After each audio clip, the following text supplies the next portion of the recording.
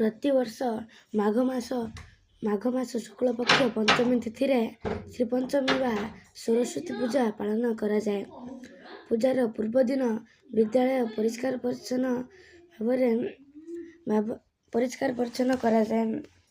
ଏହାପରେ ଆମ୍ବ ତୋରଣ, ଝାଲେରି, ରଙ୍ଗୀନ ଜରି ଶାଢ଼ୀରେ ମେଢ଼ ସଜାଯାଏ।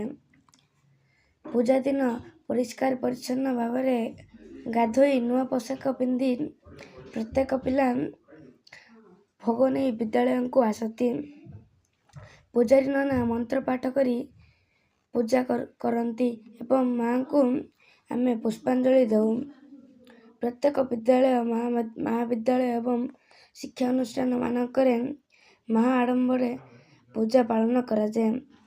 ଛୋଟ ପିଲା ନିଜର ପାଠ ଆରମ୍ଭ କରିବା ପାଇଁ ଖଡ଼ି ଛୁଅଁନ୍ତି।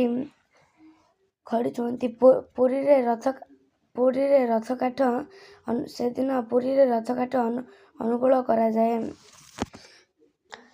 ଶ୍ରୀପଞ୍ଚମୀ ଦିନ କବିସୂର୍ଯ୍ୟ ବଳଦେବ ରଥଙ୍କ ଜୟନ୍ତୀ ଏବଂ ଭକ୍ତକବି ମଧୁସୂଦନ ଦାସଙ୍କ ଜୟନ୍ତୀ ମଧ୍ୟ ପାଳନ ହୁଏ।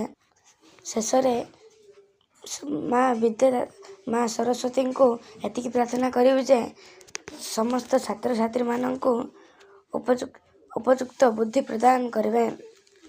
ରହୁଛି। ଜୟ ଜଗନ୍ନାଥ। ଧନ୍ୟବାଦ।